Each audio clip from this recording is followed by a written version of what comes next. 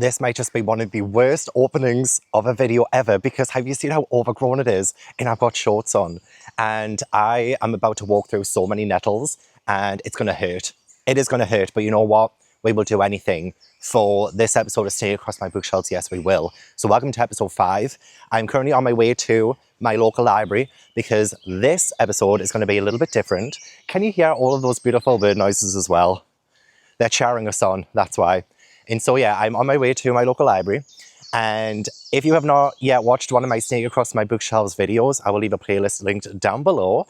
There is a massive, muddy slide coming up, so that's going to be fun. And essentially, I assign numbers to all of the shelves in my home library, and I use a random number generator. Whatever number I get, I read a book off that shelf, and then I keep generating the numbers and read books off shelves until the snake crashes on the shelf. I don't really need to explain myself every episode. This might be the last time I do that, but just in case you've not seen one, I do have that playlist linked down below. I'm so scared of this. Like, why? Why? Every time. Anyway, yes, episode 5 of Snake Across My Bookshelves. I will be using my local library's bookshelves to play Snake instead. So I'm very excited for that. I would like to put you down, actually, so that we can generate that first shelf number, because there is a section in my local library. It's not the biggest library, but there's a section in my library where I can do the fiction A to L, and I can assign numbers to all of the shelves. You know what, I'll put a graphic up on the screen. I need to take like photos of them so I can really see and visualize what I need to do for this episode. And also there might be people like sitting right in front of it and stuff, so I might not be able to talk that much in the library and be able to show you. I did get permission to film. I did ask if it was a good idea to do this, and the librarians loved the idea, so I do have permission. But there might be someone sitting like right where I need to be, because when I went into, you know, do some research, there was someone sitting with the Gregs, like right in front of the shelves. And you know what? Fair play. Fair play. It looked delicious. Yeah, oh my God. I'm trying so hard not to fall. But yeah, I would like to put you down so I can generate the first number. And these are the library shelves that I'm going to have at play. The library is like split into different sections, and I could have picked different sections for it. But I've decided to stick to the general fiction because I think there's probably a bit more choice rather than trying to do like all of the fantasy or all of the true crime or the crime, the thrillers and stuff like that. So hopefully there's like a good little selection there, and I will just pick what I kind of fancy reading from those shelves. And I do have a couple of achievements that I would like to hit in this video too.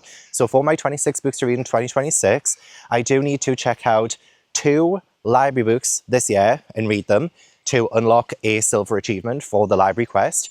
And I need to check out 4 library books and read them to unlock the gold, quest. Look at that. I've literally just walked down that. My personal trainer is going to kill me because I'm going to be walking into the gym today with the muddiest shoes. So yeah, I would like to unlock both the silver and the gold library quest. And then that will be another 2 26 books to read in 2026 achievements that I have unlocked. I am going to do the random number generator now so that I can go into the library and know exactly what I need to pick. So I believe there are 30 shelves at play for this episode in the section that I want to go to. And I think, yeah, doing 1 to 30 will randomly generate the number, and then at least we can go straight into the library and go straight to that shelf. So it's going to go like down as well. So it'll be 1, 2, 3, 4, 5, 6, 7, 8, 9, 10, and so on and so forth. You're just going to have to trust me with this. So generate 3. You're fucking kidding me. You're actually kidding me. If you watch the first 4 episodes of Stay Across My Bookshelves, I'm always getting the number 3. I'm pretty sure it's like been 3 or 4, maybe 2. You're kidding me. You're actually kidding me. Okay. We're going to go straight to shelf number 3 and see what's on there. See which book on that shelf is the most interesting that I would want to read and check that book out. But 3 again?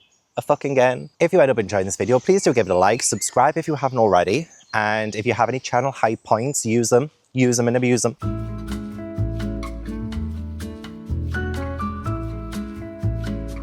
And here is my local library.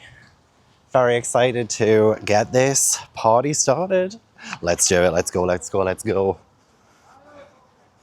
Boop, boop, boop, boop, boop. Hiya.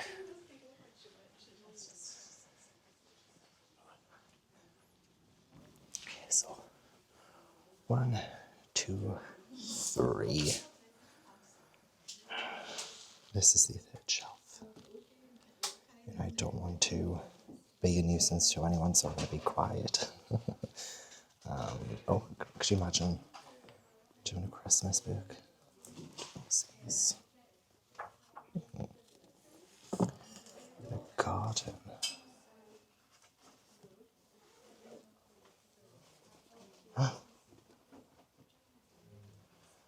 This sounds good.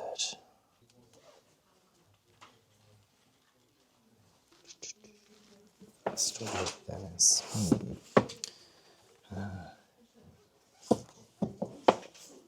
The girls are good. Haven't really heard of a lot of these books. This is fine. No, haven't heard of it.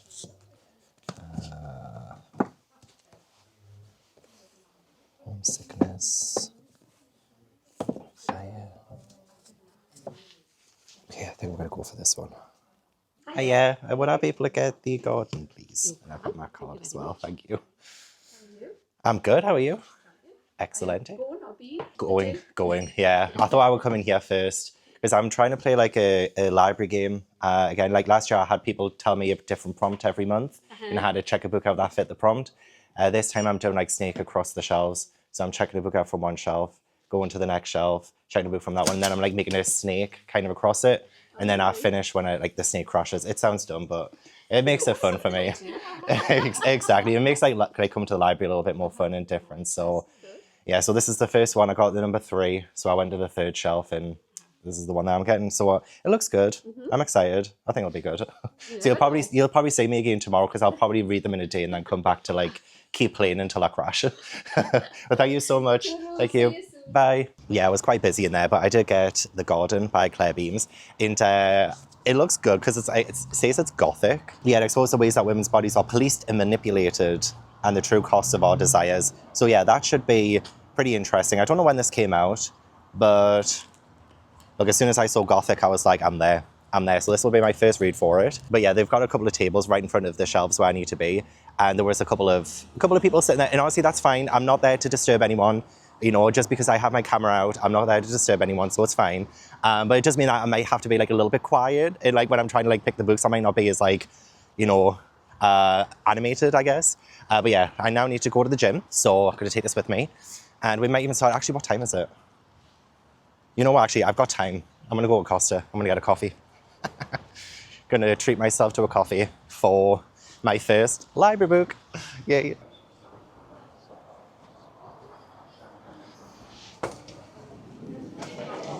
Hiya. Yeah, you? Having a better day than the other day? I mean, there was a lot that seemed to be going wrong. A little bit. It's all right, I'm not crying at the moment. So That's good. That's always a win. No, I've got plenty and I've got nothing today, so I'm happy. Oh, good. Could I get the ice velvetino thingamabobby, the all thing? Could I get the medium if that's all right? No, thank you so much. Thank you. Enjoy your day. Bye.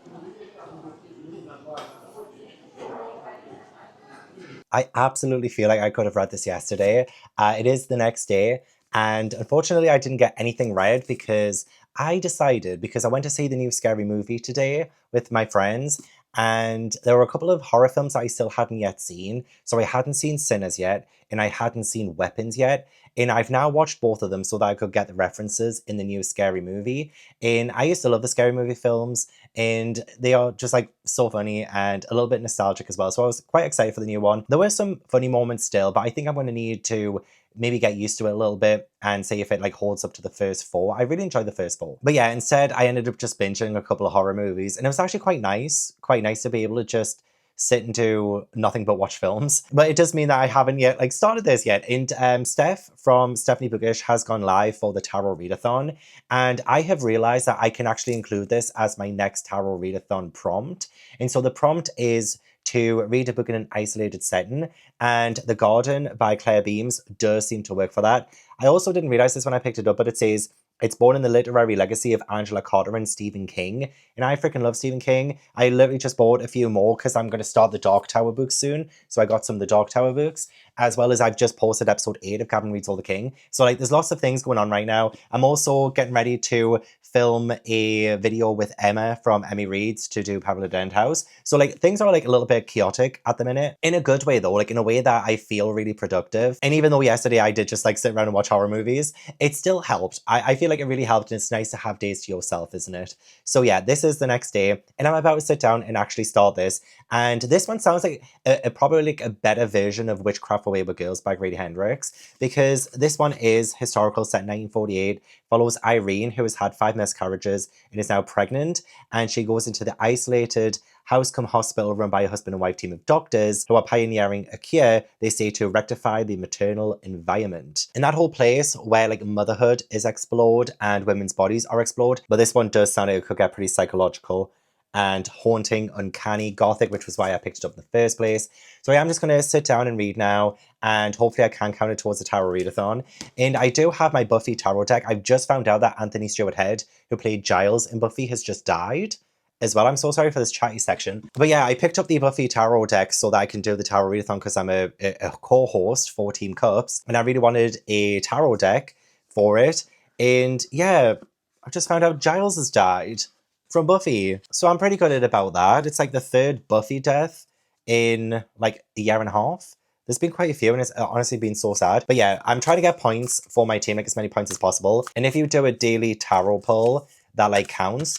So it is now the 5th day of June, and we're going to pull the next card. So we are, like, this is the card I want. Scythes.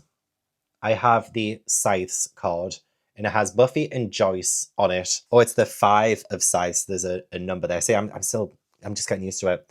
And it was upright. So it says, it's a true double-edged sword.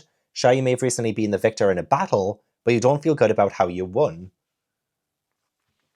What have I fought for recently where I don't feel like I won fairly? Is there anything?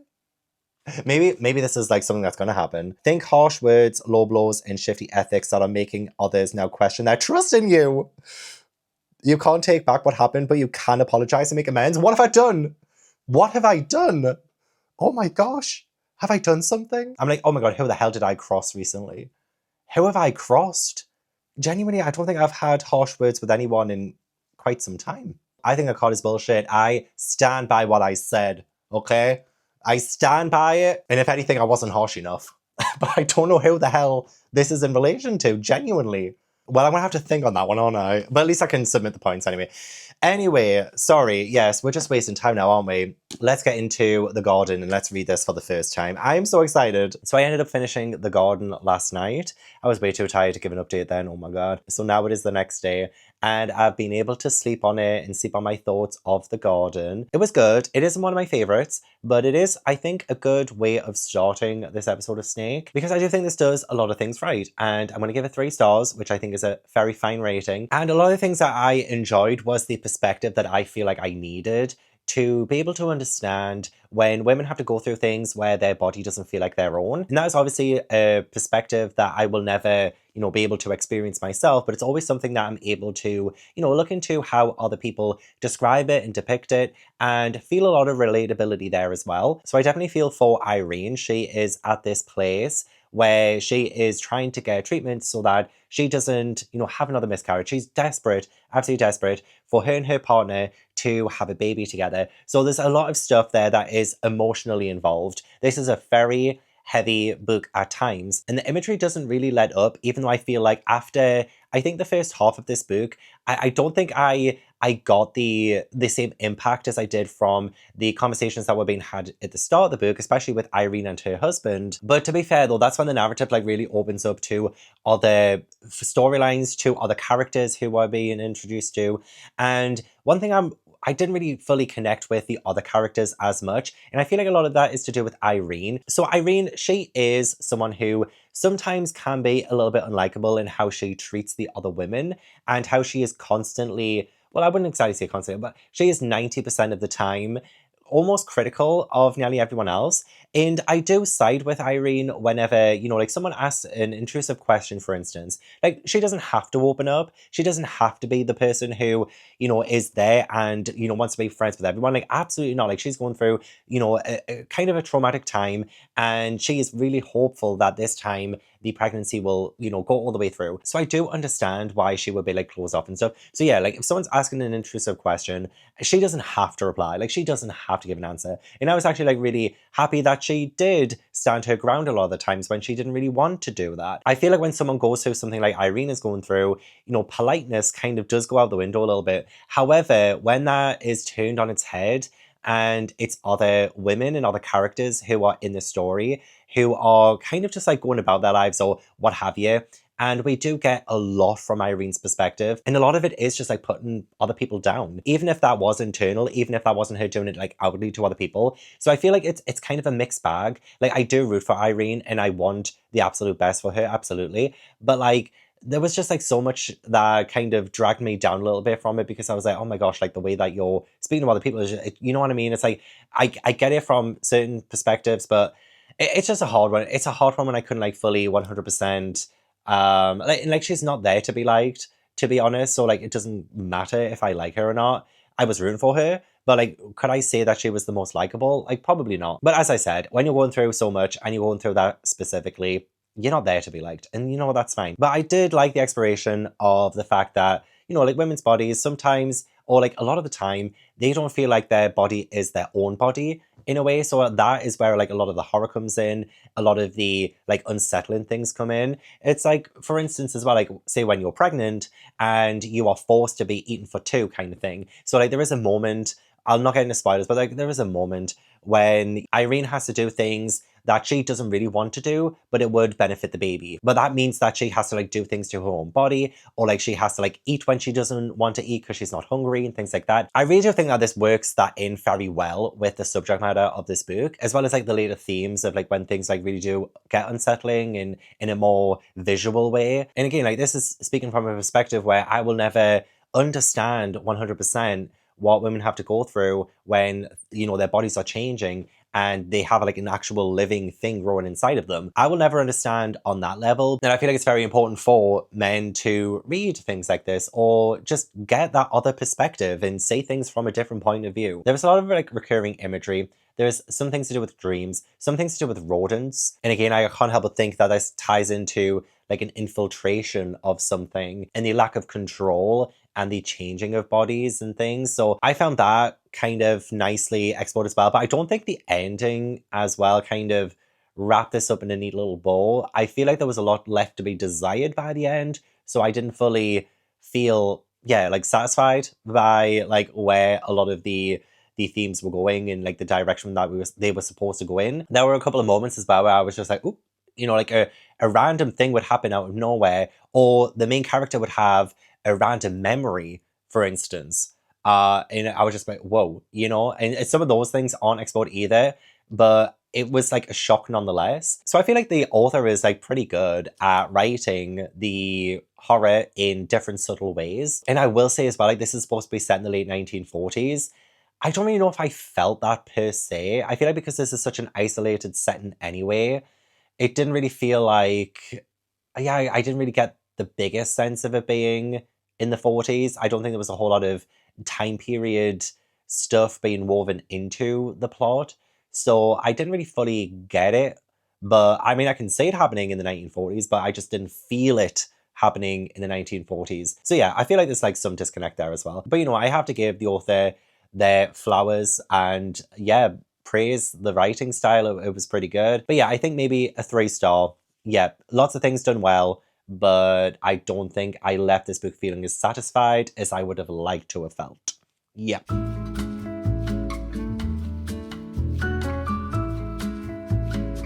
So that is the first shelf for the library done. It is now like Saturday afternoon. The F1 qualifying in Monaco is in 1 hour and it is raining again. So I don't think I'm going to be able to walk down to my library and come back and be dry. I've just been in the shower as well, so it wouldn't be ideal. And you know what? I don't even think I've ever been to my library on a Sunday. I don't even know if they're open on a Sunday. I mean, they're closed now anyway. They closed at 1 p.m. on Saturday. And yeah, they're closed tomorrow. So Monday morning, I'm going to have to go in and get my next book. But we might as well do the random number generator now so that we can find out what the next shelf is going to be. Really hoping it's in the higher digits and nowhere near 3, because sick of getting the low numbers. And I really should use something different to the Google random number generator, because we had issues. We've had issues in the earlier episodes, but it's probably like the easiest and quickest one to do. So let's generate. Okay, 24. That's much better. That is much better. So I will do a little visualization on the screen right now. Like, this is the thing, is that I can't really see the library bookshelves in its entirety right now or anything. So I have no idea where that's taken me or anything like that. I'm really going to have to like do a little bit better for the upcoming numbers. But no, 24. Okay, I guess we'll have a day off and go back to my library in a couple of days now. I do still need to watch season 2, episode 11 of The Pit, because it is airing every Friday in the UK. And I know it's already finished in America, but it's still airing in the UK. And I need to watch episode 11 start. And I don't know if I have enough time, because it is under an hour for qualifying for the F1. And I do have a book club for Green Rider tonight. So yeah, I do have some things today, but they're so spaced out. It's a bit of a strange day today, I guess. A little bit of a strange one.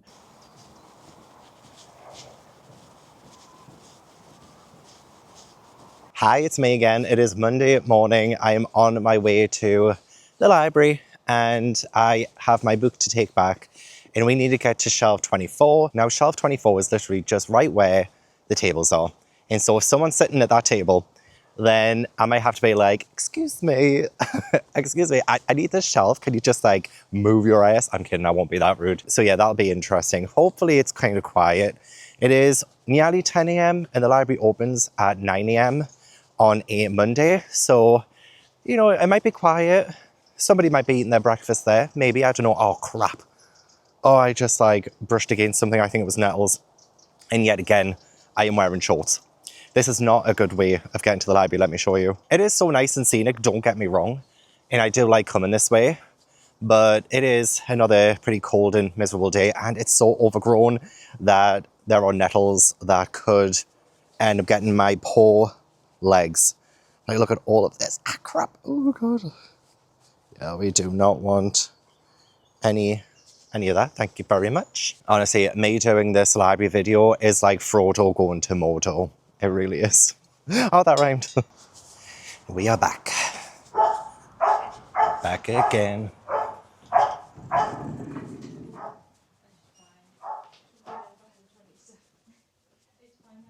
Oh, yay. There is no one sitting here, which is fantastic.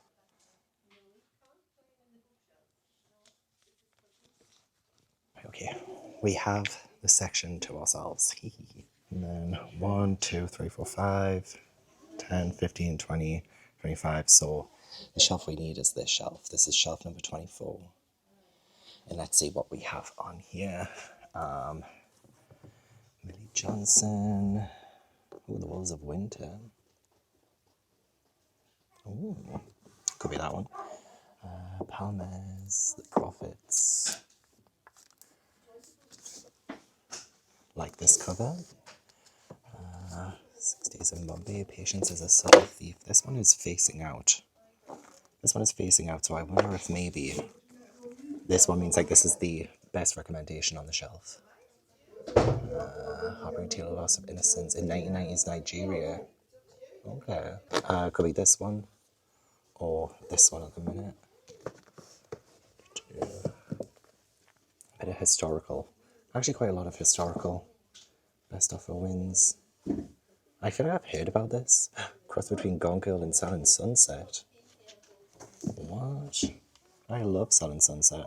That sounds good. Tell me everything. Oh, I've read Before the Coffee Gets Cold.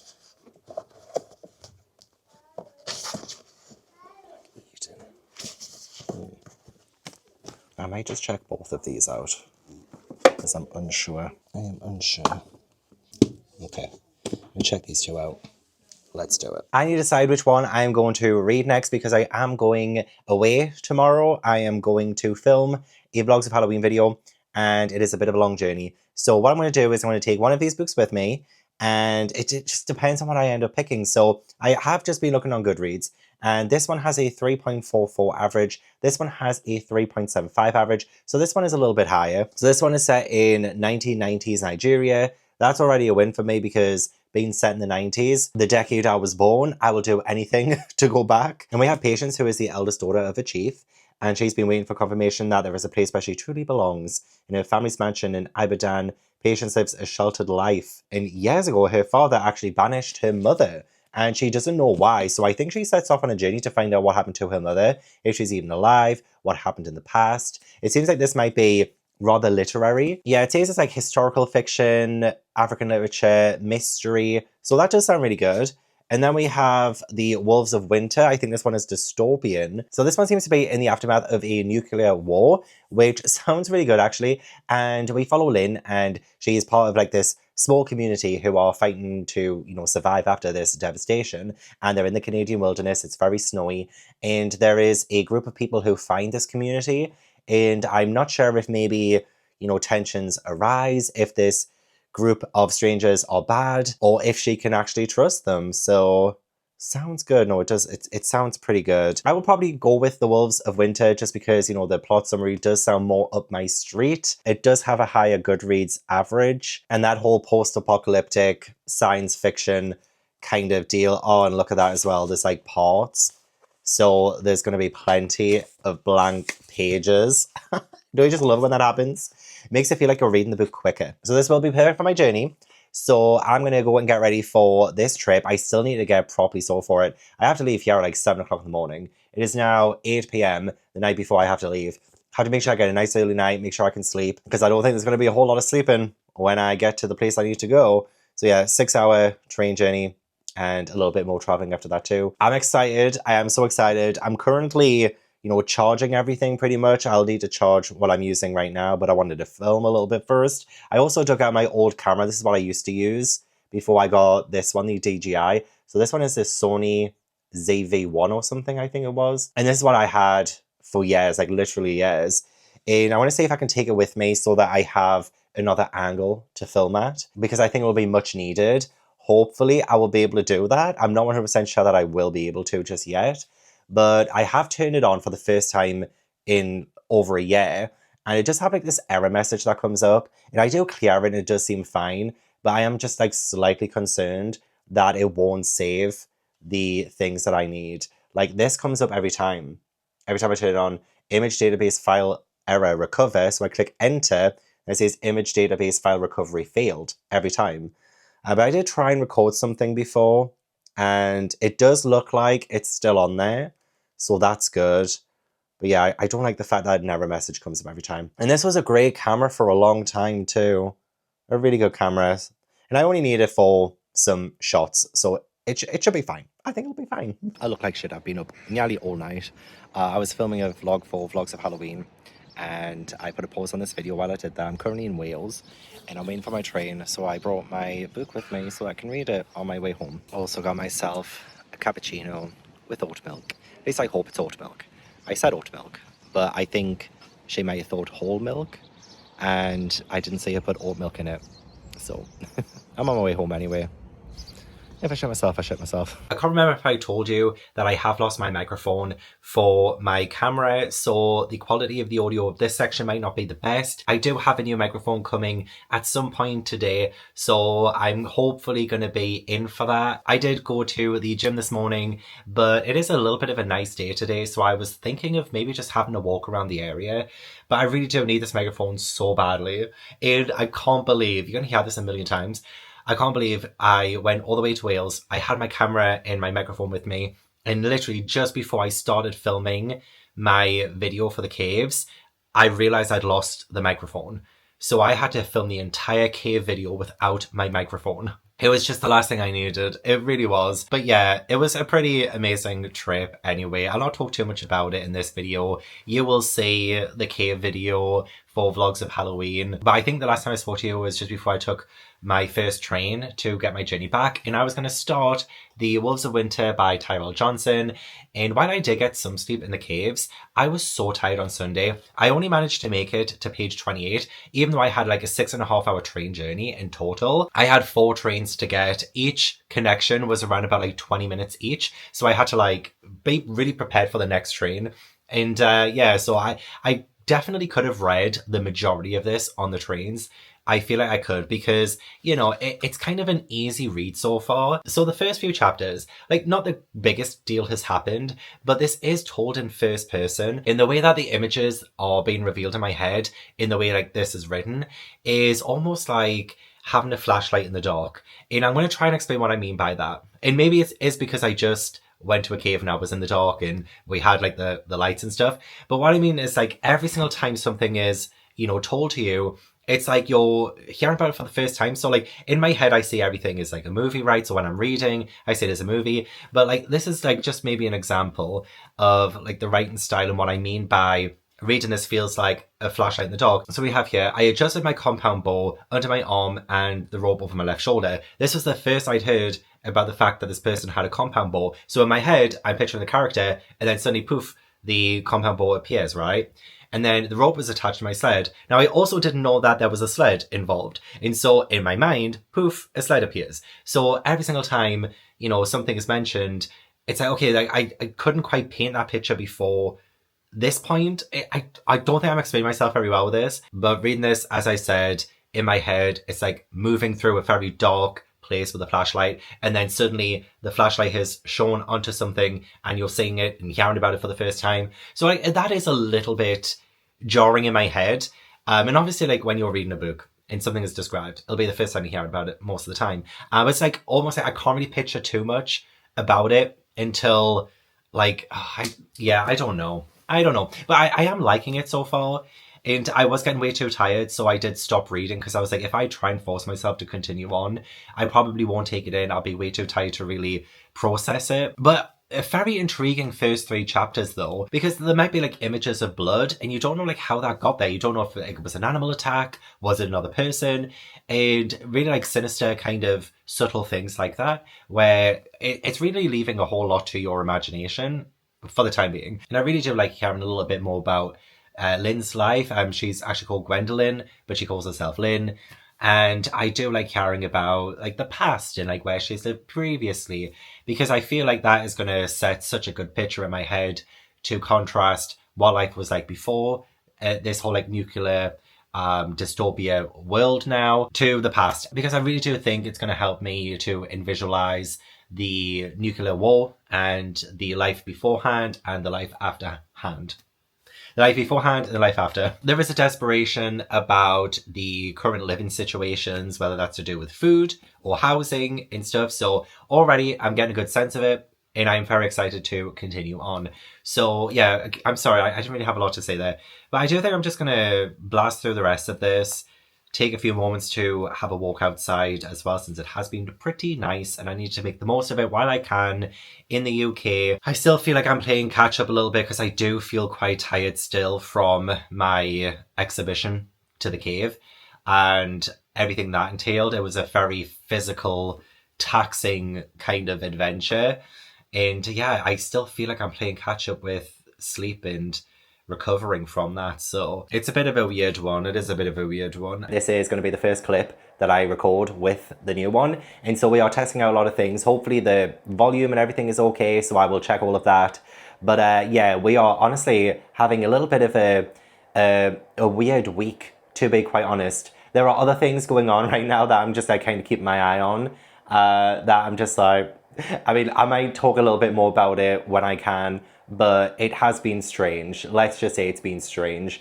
And so obviously things like that have been like really demanding some of my attention. So things have just been a little bit weird. That's all I'll say. But oh no, I did make a coffee as well and I've left it on the counter. It is currently 20 minutes to 11. This is my second coffee of the day. I've just been in the shower and I'm ready to talk about The Wolves of Winter because I have finished this.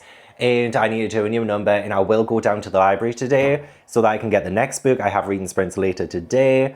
So let's just double check that my library will be open.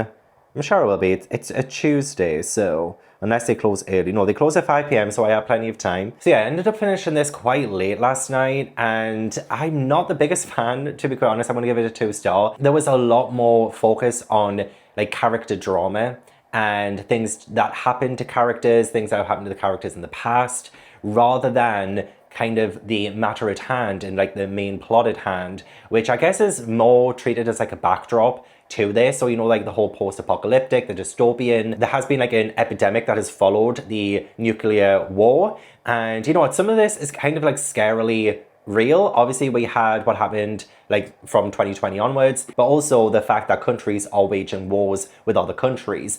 And there was like a specific mention of like the United States and Iran and things like that. And I think this was written in like what, 2018? Yeah, this paperback edition is 2018. So like this predates the epidemic, the coronavirus. It predates a lot of the stuff that the United States are like doing right now. So all of that being said, though, like all of that is kind of just more like background noise to this. We do follow Lynn. She's our main character. And like she is older than a young adult heroine, but oh my gosh, like the writing style of this, the inner monologue of this, because it is told in first person, it came across as so young adult, and that is not a slight towards young adult books at all. I want my young adult books to read like young adult books. I want my middle grade books to read like middle grade books, and I want my adult books to read like adult books. This is supposed to be an adult book, but it read like a young adult, and I didn't like that narrative choice of it, and I don't think it was intentional. I don't think the author meant for this to sound like a young adult novel, but it did. Like, that's exactly how it came across. And don't get me wrong, there were a couple of things in this that were definitely adult themed. Things that you would more likely find in an adult story. You probably would still, like, because I'm skirting this conversation here. It is to do with like sexual assault, for instance. And there is something that happens that, you know, that could obviously happen in a young adult novel as well, and I'm sure it has. But yeah, I guess because this is like an adult book, you know, that itself doesn't make it a young adult book, just because of the way like that was described and the way that that was handled. So I do think that this is intended to be written a little bit older than it came across as. I'm not sure I 100% loved the way that the sexual assault was handled, to be quite honest. This is, you know, a female point of view character, and this is a book written by a man, and I'm not saying that men can't write women, but it was something that I kind of just kept in the back of my mind as I was reading through that. And I just feel like there are certain experiences that women have that men just will never ever understand. And I'm not talking about sexual assault, because obviously every gender gets sexually assaulted, but I'm talking about, how do I talk about this? I'm talking about the way that like women are presented, like the main character is presented, and the kind of naivety that she had, despite this being like such a awful world. I feel like there are still so many things that are like fundamental to the identity of women that I feel like was absolutely lacking in this. And I'm saying this as a male reader reading a male written book with a female point of view character. So obviously like there's so many things that you can also take with a grain of salt from what I say. And yeah, I feel like the author kind of missed the... I don't know how to talk about that. I don't know. I just feel like we were missing the mark with the main character and the way that she was depicted. I feel like that's probably the best way of summarizing that. I did end up finding the plot really boring. It turned out to be a little bit like, you know, we have a Walking Dead-esque world where like, not like the zombies or anything like that, but like society has kind of fallen and we now have like groups of survivors and we're just focusing on all the boring stuff. But also they are talking about, you know, like the next step, like procreation, and they're talking about like cures for like this epidemic and things like that. And it's like all of these things, I can totally see why some people would enjoy that, but it's not the kind of story that I personally enjoy. I kind of went into this expecting what it says on the back about there being a stranger to this tiny community and the kind of high stakes action that happens afterwards. And I just feel like that summary like totally misses the mark. I really do feel like I probably would have been better off reading the other book that I picked, Patience is a Thief or something like that. And I will need to return these books today and then choose the next number. But yeah, I'm rather disappointed in this one. I didn't love it, but the one good thing about this is that for my 26 books to read in 2026, the silver achievement for the library quest is to check out and read 2 library books. And now I've done that, so I can tick off that achievement, I can pop the trophy, and now I can work towards unlocking the gold achievement, which is to read and check out 4 library books in total. So I just need to do 2 more books, and I would absolutely love to do that. I mean, I might even love to go for a little bit longer as well, just see how long it takes for the snake to crash.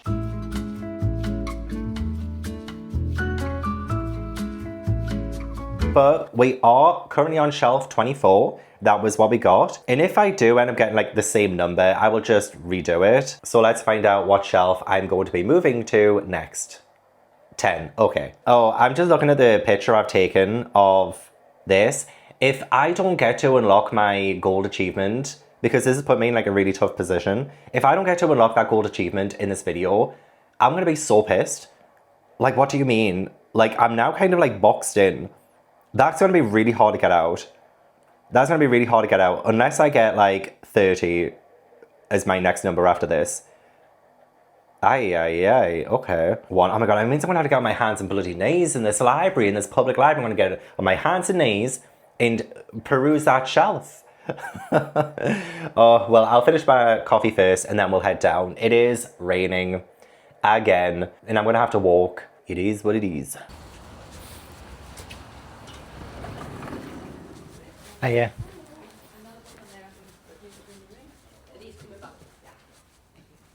Oh, right, okay. Oh, this is shelf number 10. I immediately see this, which I already own, but I am excited to read. Oh, this. I'm sure I've seen this around too. So this could be a good one. Oh my gosh. Oliver Twist. That's in my 26 books to read in 2026. So I Row could be a good one. Damnation Spring, maybe.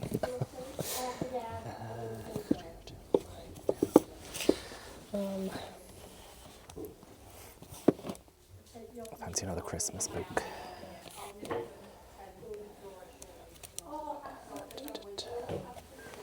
A couple of Clive Cussler. Lots of people like him. Honestly, I would have went with this one. I would have, but I already own it, so there was no point.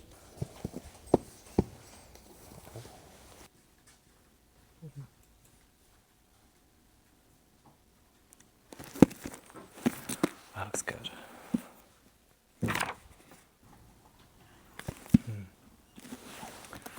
Also sounds good.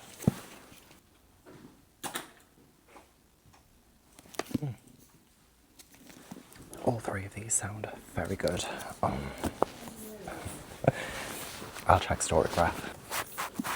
3.89 for that one on Storygraph.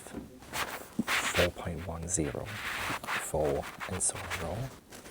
3.71 for One of Us. I think I'm going to go with this one. But I'm still going to check out all 3 because that just helps the library, doesn't it? Beautiful, beautiful shelves. I have just walked home from the library, got myself a Costa, because I thought, why not? I might as well, I deserve it. And I bumped into my neighbour a couple of doors down, and I don't know if you remember, but I think it was in my second TBR Traders video, I was like so worried that my neighbours had died, because I hadn't seen them in like a month. Like, they'd been gone a month, and I was so close to phoning for a welfare check. And I thought, oh, maybe they died from carbon monoxide poisoning or something.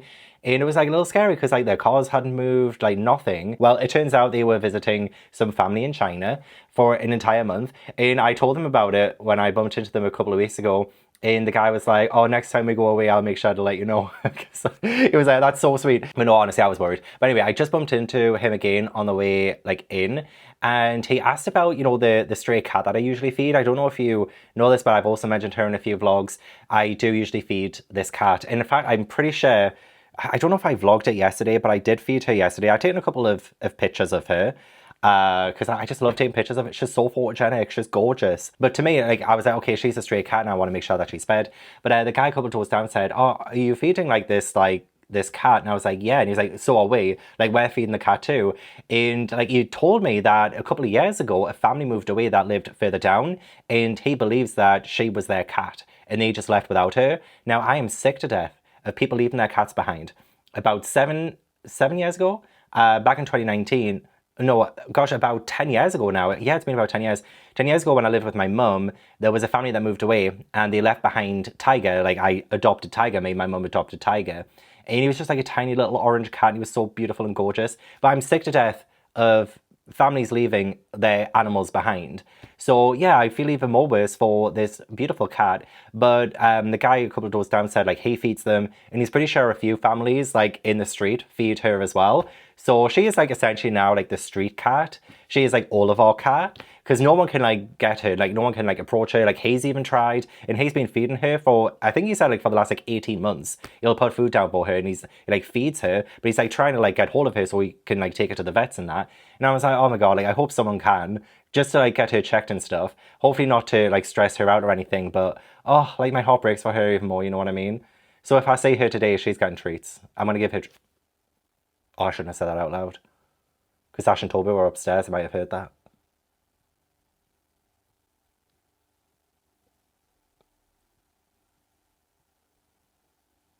Yeah, I think that they must just be conked out. So yeah, I'm going to make sure she is looked after, don't you worry. Anyway, back to the library then. I did check out 3 books. I kind of knew, just going through the summaries of these books when I was like reading the Inside Dust Jacket, I didn't really want this one anymore. Like after, you know, reading the summary, I was like, I mean, I feel like I might have heard about it, but I don't think the summary of this like made it sound that great. And it didn't have, again, like the highest Storygraph rating as well. But I checked it out anyway because I feel like the more you check out, the more in demand the library seems. So I'm most likely not going to read it, but it's there. And then One of Us does actually sound pretty good. I like the idea of like there being 2 best friends who've been friends for decades, but there are terrible events at Ben's 40th birthday party that tore them apart. And I'm like, what? What are these events? And it seems like there might be some kind of like reckoning coming. It's time for Mon and Ben to confirm what love truly means when everything, family, power, and loyalty is on the line. And I'm just like, that does sound really good. So, you know, I might like have this as like a kind of backup, or I might like keep it, like when I return books, I might still like keep it and just like read it at my own time. But I think the book that I'm going to read for shelf number 10 is And So I Roar by Abby Dere.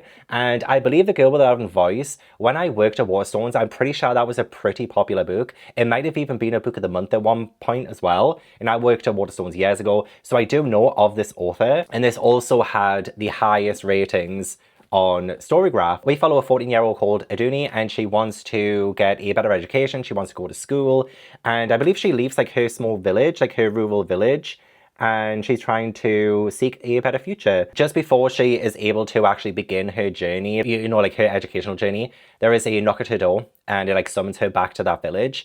And I don't know what that means. I don't know what that entails. It says she needs to save not only herself, but all the young women of her village, and transform Ikati into a place where girls are allowed to claim the bright futures they deserve and roll their stories to the world. So it sounds like it's going to be a bit of a heavy one, a bit of an important one. So yeah, this is going to be my 3rd read for Plain Sake across my local library's bookshelves. Okay guys, I'm a dum-dum. This is like the 2nd time this has happened during my library challenge, where I've taken out a sequel and not realized it's a sequel. And yeah, it says from the author of The Girl with the Loud Voice. It doesn't say this is a sequel to The Girl with the Loud Voice, and I haven't read that book. And I rechecked the footage as well as I was, you know, checking out the shelf, and the first book isn't there. Like my library doesn't have the first book. So I can't read this without reading The Girl with the Loud Voice, and I'm gutted. I'm absolutely gutted. I will check out The Girl with the Loud Voice. I feel like reading the summary of this and then also Girl with a Loud Voice, it does make me want to read them, so I will definitely check out the first book. I mean, 1, if my library gets it in, or 2, maybe another library has it, so I could get it from there. But it means I can't really read this today, and I wanted to read this today. Because I do want to read the first book first. I feel like, I did Google as well, I said, oh, can I read this without reading the first book? And they said like, well, yes, but you'll probably miss a lot of the characterization and the character journeys from the first book, so especially Aduni, the main character, and even Tia as well, apparently they are in the first book, so I'd be missing a whole lot of character context. Man, I need to research. I even opened Storygraph to check the ratings, but when I opened Storygraph and I looked at this page, I didn't see that it was a sequel, okay? This is, yeah, this has happened before. I think it was the 2025 Library Challenge Series, episode 1, when I tried to get a book out. I think I was reading for Aaron from Booked and Busy, and I think the book that I checked out actually turned out to be a sequel. So yeah, I will read One of Us. Right, this is definitely not a sequel, is it? Let me just quickly check. Right, it doesn't say anything about it being a... Oh, and the summary on Goodreads is totally different to the summary that's in the dust jacket. I mean, not extremely different, but there is definitely quite a lot of different context there. Oh my god. You know how I said in the summary for this, terrible events at Ben's 40th birthday party tore them apart? The first paragraph of the summary on Goodreads is literally saying exactly what that event is, I think. Oh my god, you little bitch. You little bitch, thanks for spoiling that. But yeah, no, it looks like this is a standalone. It looks like I don't need to read another book before this. So I'm gonna have to read One of Us. One of Us instead by Elizabeth Day. Hello, gorgeous girl. Every single time I say that, Ash runs. Hello, beautiful. Get out of the way, Ash. Oh, you are so beautiful. Don't worry, I'm gonna get you some food. And I'm gonna get you some treats as well. Yes, I am. Yes, I am. Oh, you're so beautiful. Thank you for coming back. I love you. I love you. Oh my god, I want her so bad. I just want to take her home. I want to take her home so bad. Yes, I do. Yes, I do. Do you love her, Tobu? Do you love her? I think you do. Oh. I'll look after you. We need to give her a name, don't we? We can't just keep calling her gorgeous girl. So shall we call her Luna? Because Ash and Tobu, their names are from the middle grade series Frostheart. And the character Ash has a best friend called Luna in the book series. So shall we call her Luna? And is she your best friend, is she? Oh, and you just want to protect her as well? Because Tobu in the book wants to protect Luna and Ash. And I think Tobu wants to protect my Ash and my Luna. Oh, she's looking. She doesn't like to be watched. She doesn't like being watched when she's eating, does she? I mean, same girl, same. Oh, you just want to see her, don't you? You want to see her. Oh, look, your beautiful face. Okay, bye. Okay, fuck my life, because I have just checked. It doesn't say anything about this being a sequel, but there is a book that came out in 2017 called The Party, which has both Ben and Martin in, and I'm on chapter 2 of this. Martin is the main character that I had, main POV character. Chapter 2 is going into someone else called Serena. Martin is, talking to a therapist. Something happened in his classroom and he's just like talking about things. He's been really bitter towards a guy called Ben. And I logged it on Storygraph and I kind of had a little look down into some of the reviews, like the spoiler-free reviews. And someone said, oh, this is a sequel to The Party. The Party, which came out in 2017. This came out in 2025.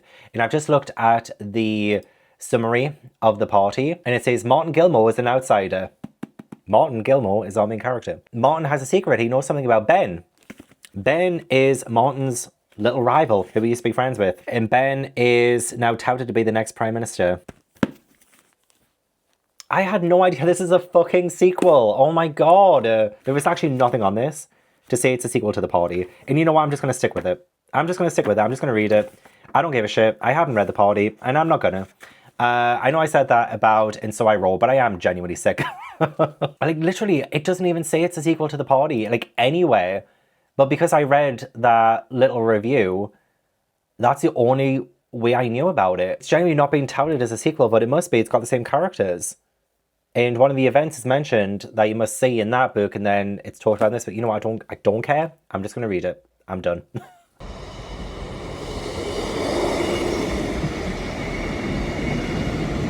I've just been to the gym and my mum just came as well, so I haven't yet changed out of this, but I do think I'm going to have to end up walking to the library not long after this update, so I might as well keep this nasty, sweaty stuff on, because then there'll be no point because I'll be walking down, walking back up, and after yesterday, oh my god. So we will shower after it. I do feel a little bit gross right now, but we're going to do this and then we will head off. Also, first coffee of the day, sublime. I have finished One of Us, and definitely not the kind of book that I'm usually into. I am going to give this one a 3.5, which might surprise you a little bit, but I do think what it tackled in this book, which is very, very heavy stuff, there is a lot to do with politicians, the power that politicians have, and the abuse that comes from politicians and what they can do to other people, especially women. And I feel like that was kind of like, I've never read anything quite like it. And I don't know if I'll read anything quite like it again. So I can't quite tell you if it's like the best depiction or anything. But oh my gosh, like I feel like I have to give you a little bit of a heads up. you are in the head of someone, because there's different POVs, right? And you're in the head of someone who gets sexually abused. Yeah, so you are in the head of someone as the abuse is happening, and also you're in the head of someone as they take their life. And, you know, these things are just like incredibly, incredibly traumatizing and awful to read.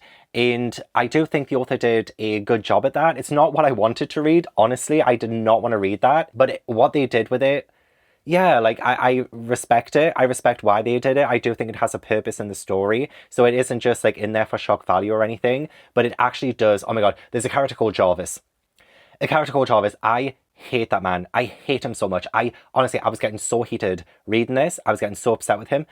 It's the vernacular. It's the language that he was using. It was the way that he thought he was the bee's knees, and the amount of power that he had, and the way that he would speak to women. Oh my God, disgusting. Absolutely disgusting. But you know what though? He is a very real person. He is the kind of person who is in the government, is someone who has the power, and men like that, they love to abuse that power. Oh, my skin crawled. A lot of his dialogue just made me wince. And whenever someone would either stand up to him or just like have something against him, I had to root for them. I had to root for them to take that fucker down. Honestly, I felt sick to my stomach reading anything to do with Jarvis.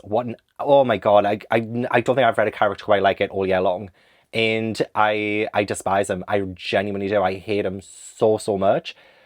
And I just hate the fact that people like him exist. So it's almost some positives and things. This does have a gay main character. So this is Pride Month, and I'm glad that we have a gay character. And I don't love kind of what happens to this character. In all honesty, like things that happen later on, I don't love what happens to them. And also the character himself is very bitter and angry and very hard to like to begin with. I do feel myself liking him a little bit more as the story goes on, but I really do feel like this book was filled with people I just did not enjoy, other than the people who were, you know, the ones who were suffering at the hands of people who have power. So other than like the amount of sympathy I felt towards so many characters, the other characters I couldn't stand. So yeah, it's a bit of a mixed bag when it comes to characters, but yeah, like, so that character, the gay character, I like to see it. I always love seeing any kind of representation, absolutely. I mean, there are a minute amount of characters who do like say things and vocalize things that I think a lot of people will think. I do think like after, because like Me Too, the Me Too movement is also mentioned in this. I do think some of the characters are very good at kind of seeing the good things that happened from that movement, whereas other people, like say Jarvis for instance, are just like absolutely, they use the language that I feel like keeps people from speaking up, and they say the things that are like victim blaming, and they push people to their absolute limit. And saying that again is just absolutely disgusting. And it is nice to have a character counteract that and actually use the language that I feel like is very needed for topics like it. Whether that's victims coming forward, whether that's victims who don't feel safe enough to come forward. I really do feel like there needs to be a good push to show that, you know, they are not alone. Whereas like a lot of the plot that happens in this, a lot of things that unfold in this are things that try to like suppress people's experiences. And so we do explore that. I do think there is a dismantling of a lot of those like issues and things that we kind of see in the everyday that honestly makes me feel sick to my stomach with humanity and the state of humanity half the time. I did write quite a bit of some of my thoughts here, and I'm just like, yeah, Ben is a cunt as well. I honestly don't mind using strong language in this section because my feelings towards these characters are just so visceral. Oh my God, yeah. Like whenever like a man, they have an excuse for something, don't they? Like say if they're cheating on someone and they have an excuse for it, like, oh, I felt sorry for her. She was looking at me with these eyes and like, I did it for her kind of thing. I'm just like, oh my God, fucking cut it out. Cut it out, you pathetic weasel dick. And yeah, there is actually quite a lot of like sex and rude words talked about, like especially referring to genitalia. And I was actually surprised at like how much like I don't know, like talking about that was in this. I even write this as well. An uncomfortable amount of references to males' uncontrollable urges. Like, I really do feel like you had to be in like a pretty good headspace to kind of tackle this kind of book. And I wasn't really lost. I know this is apparently like a sequel to The Party, and I haven't read that one, but I didn't really feel lost because I feel like this tackles very specific topics and things in real life that I think, you know, whether or not you've seen these characters before, it's like such a scarily accurate depiction of like real life politicians and people who are politician adjacent as well, for instance. And yeah, so I don't think I needed to have read the sequel. I wasn't really lost. I don't think I was ever really lost reading this. And, you know, some things that have happened in the past are kind of brought up, and you do get some of that context, so I don't think you really need to read The Party to understand this. And I'm never going to read The Party. I don't want to read anything like this ever again, I will say. I am going to 3.5 out of sheer respect of the author's talent of writing this story, and like the character work and the topics discussed, absolutely. But it's just not my thing. It really isn't. But even the summary of this, it made it feel like it was going to be a little bit more thriller, I guess. But this was more like a kind of commentary on politicians more than anything else. And I was just waiting and waiting and waiting for people to get their comeuppance. That was something that really kept me reading this from beginning to end. I wanted to see people get their comeuppance. I wanted to see people get their moment to like stand up against those oppressors and those awful people in power. So yeah, even though this wasn't my kind of thing, I still wanted to read the entire book. I did. Oh, the gaslighting. Honestly, I really do feel like, because this is kind of scarily accurate, the gaslighting. Are you sure you remember the incident, the abuse? Are you sure you remember it the way you said? Because, hey, you were on drugs. Hey, you're not like a reliable witness. You're not a reliable person because, you know, in the past you've said this and that. And then just like, oh my God, like, oh, I just wanted to reach into the pages and punch these male characters in the face. Yeah, his word against hers, no evidence, no one will believe you. Oh, like, I even just like repeating that. I'm going to stop talking about this because it's just going to rile me up again. But if you're looking for a book to make you angry, then I think this is one for you. But again, I'm not saying this is a bad book. I don't think it is a bad book. Not for me. Not for me. And I don't want to read anything like it again. I really don't. I'm just like, oh, I'm just... So at least it's another one done. And I really want something a bit more uplifting for the next book. I really, really do.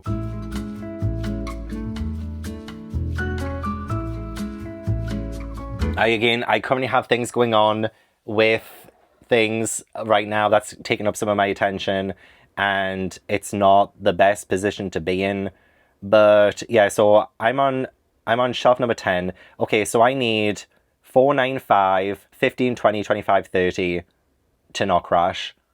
So there's actually not quite a lot of numbers left in my arsenal. I need to read at least one more library book for me to unlock that gold achievement for the 26 books to read in 2026. I need it. I need this for me. Please, just at least one more, at least. So let's random number generator it. 1, 2, 30. I've already forgotten all the numbers I could possibly use. Okay, generate. 15. Oh my God, I know that's one of the numbers that I can use. I know it is. Oh my God, that was beautiful. That was absolutely beautiful. Oh, I'm so happy. Literally the next shelf along. The next shelf along. I'm safe. I am safe. That is gorgeous. That is absolutely gorgeous. Okay, so I can now return the books that I got from that shelf. And I will need to walk down, sweat my tits off again. And let's see what's on shelf number 15. And again, I hope there's not very many people who are like sitting in that area, so I can just like talk a little bit quietly. So I do apologize if I'm very quiet. But yeah, oh my God, I'm gonna have to go on my hands and knees again. Honestly. If anything, this local library staying across my bookshelves video is just making me out to be a slut. Here you go to scale. I love you too, Phil. I love you. I love you.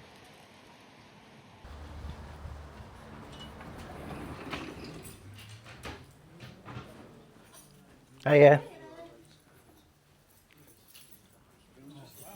He caught everything. We had measles and cough. He had the full He got them. He got mumps as well. I imagine it won't probably kill the lot as well. The lights, But pneumonia was killer. You see, they had antibiotics. My sister was in there like 15 years ago. She never got to the stage where it was... I think I would pass that. Right. We used to call them chicken spots. It's the box we had him like it sounds terrible. Got the pops. You know it's spots.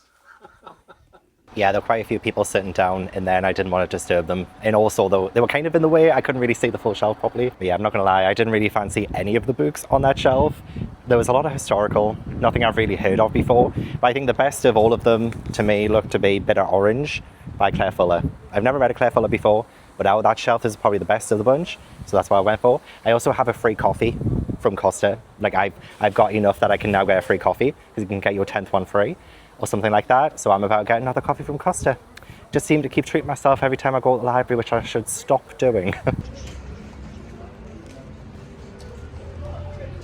Yeah, as I said, this was like the only book on that shelf I really felt interested in, and especially since the front says a twisty, thorny, darkly atmospheric page turner about loneliness and belonging. And the summary actually does sound pretty good too. We are set in a sort of like an English dilapidated mansion, and we have Frances, who sort of, I guess, kind of like lives in the attic a little bit. There's like a peephole that she can look down, but there is a couple who comes to stay, Cara and Peter, and she is able to like see things about them.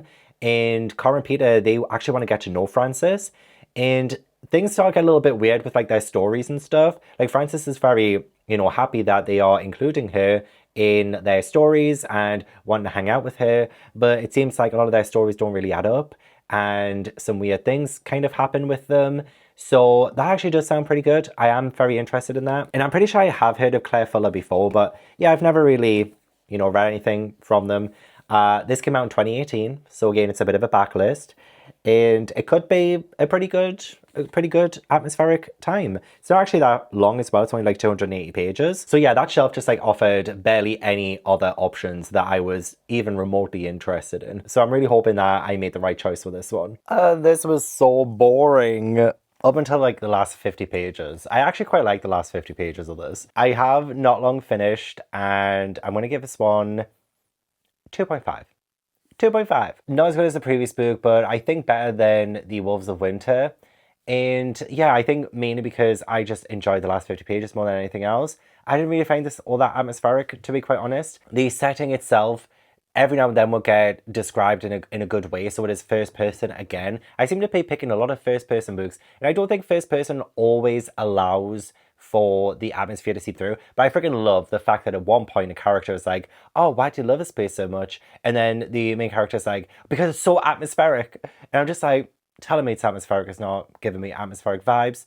And yeah, so I would have to kind of just go by other descriptors that would come few and far between. And I didn't even really feel like the historical time period of this really came across that well either. This is, well, there's a bit of a change in timeline, but predominantly it is 1969. I didn't feel like it was in the 60s. I actually felt like my cats are fighting.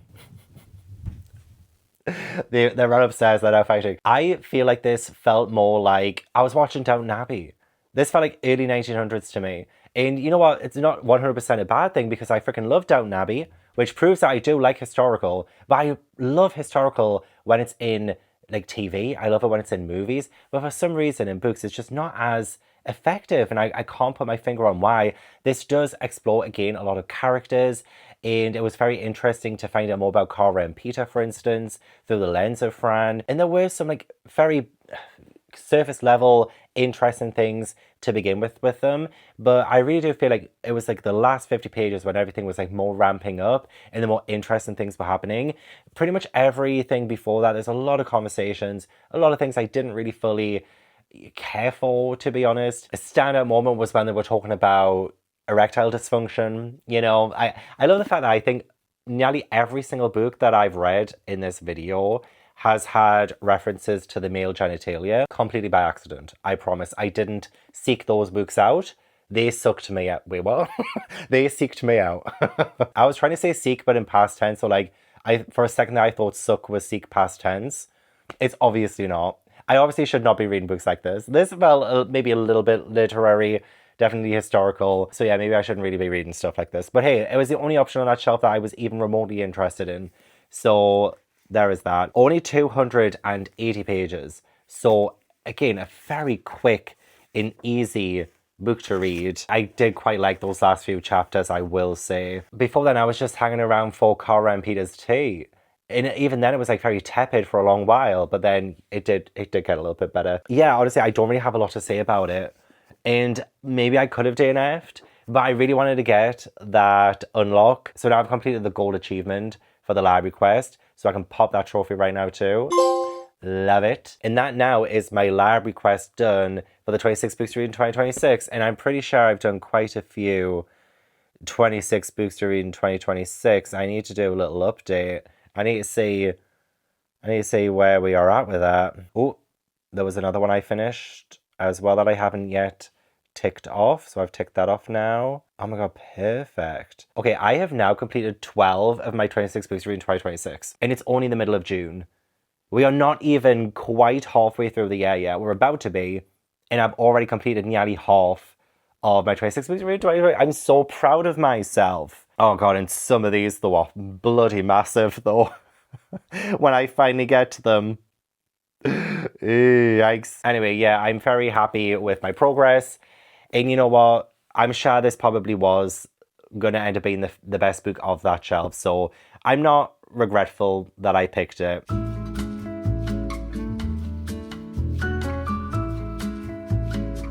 I'm hoping that if I haven't crashed in this next one, I'm hoping that the next shelf will just have some more, like, I guess more newer releases. Like, I'm really excited to try and maybe read something a little bit new. I did try and check yesterday, but the wait for that was 31. Like, there's 31 people in the waiting list for it. So I ain't gonna get that one, am I? And it doesn't really seem like there's a whole lot of like new stuff on those shelves that I'm kind of on. It seems like they put a lot of the new stuff on like a display. And I'm like, well, fuck, that's not good for me, is it? At least not for this video challenge. I would still like to, you know, do a normal vlog, going to the library and just like checking out what I want, essentially. I'd love to just do a random vlog like that. And I do want to do a vlog where I stay in the library and like read a book from start to finish in the library. So I get there on opening and then maybe leave when it closes. I don't know how realistic that is, especially with the layout of the library and where you can sit and read. I don't know if it's like fully 100% doable. But anyway, I can only get 3 numbers, 20, 25, and 30. If I get one of those 3 numbers, I haven't crashed. Any other number, I will crash. So I've got the random number generator up. 1 through 30. Let's generate a number. 12? That's not one of the numbers I said. That's not one of the numbers I said. Yeah, I would unfortunately crash with that.